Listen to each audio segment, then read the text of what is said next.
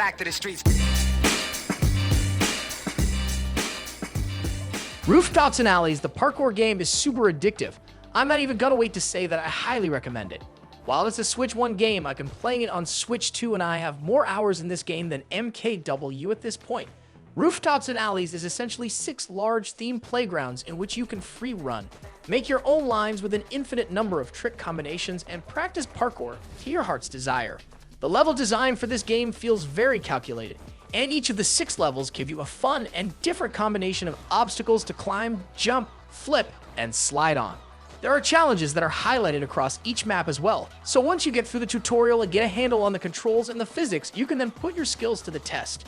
Getting high scores or the fastest times in the challenges will give you feathers, which serve not only as proof that you can tear it up on the turf, but also unlock customization options for your character, from hoodies and headphones to backpacks and high tops. The humanoid robot-looking figure you play as gives off some major bomb brush cyberpunk jet set radio vibes, which is a nice little cherry on top as well. What I've come to appreciate most though is how the game controls, which is another reason why it's so addictive. In terms of technical skill, pulling off tricks lands somewhere between Tony Hawk's Pro Skater and the Skate series. Not too easy, but not extremely difficult either. With a bit of practice, you'll be pulling off slow-mo, highlight reel runs in no time. I will say it's definitely worth spending some time in the tutorial and getting used to the timing of button presses and how you can approach each obstacle as needed, as speed, height, physics, and timing all play huge roles in making sure you can run with uninterrupted flow. When you do fall, because you will, a lot, the ragdoll-style physics make the pain more bearable, humorous even. You gotta love them.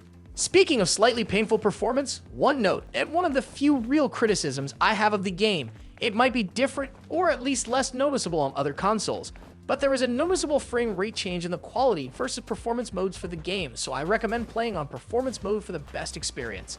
I promise it still looks fine and it'll make things a lot smoother.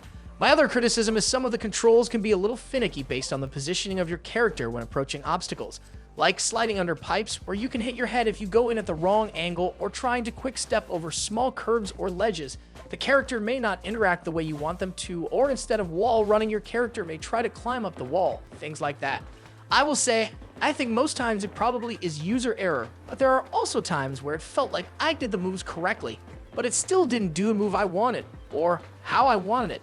Luckily, since challenges tend to be under a minute, and a lot of attempts are even shorter than that, you're not losing too much time if something goes wrong and an obstacle along the way.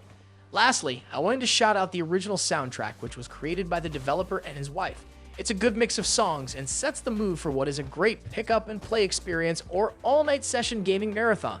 All of this has been based off of my single-player experience so far. However, there's a whole multiplayer mode I haven't been able to test yet that incorporates different game modes like tag that I can't wait to try out. Overall, it's a solid first showing from an indie dev, and I can't wait to see how things progress with both the developer and the game. If you plan on picking up Rooftops and Alleys, maybe I'll see you around.